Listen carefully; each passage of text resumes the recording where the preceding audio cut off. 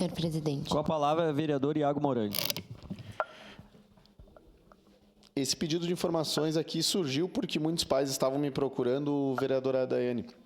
A questão do um medo, um receio que eles estão, que tem uma conversa aí, o pessoal está meio receoso, que daqui a pouco essas escolas menores aí, a prefeitura daqui a pouco vai encerrar, ou coisa assim, ou tem essa ideia, né? Um passarinho me contou que daqui a pouco eles vão inviabilizar a questão do transporte para estar encerrando e jogando para as escolas maiores os alunos, né? Então, antes que isso ocorra, eu venho aqui pedir como é que está a questão do transporte aqui, porque muitos pais me questionaram isso, eu disse, olha, eu não estou sabendo de nada, mas vamos fazer esse pedido de informações já para se precaver, para ver se a prefeitura acha que é um gasto desnecessário, que não é gasto, é investimento, a questão do transporte escolar, e a gente já se municiar aqui, né? Que daqui a pouco o pessoal está encerrando ali, a Luísa Morelli, por exemplo, é uma escola pequena, né?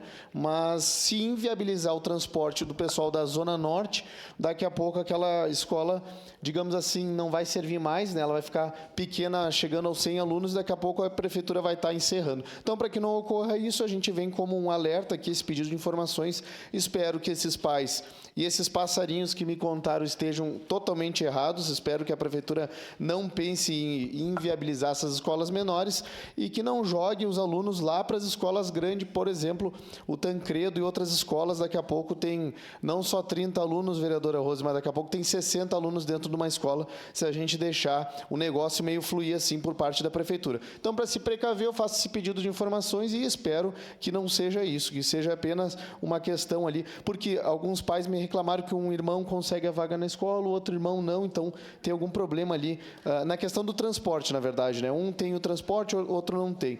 Para ver quem está certo, quem está errado nessa história, eu decidi fazer esse pedido de informações. Seria isso.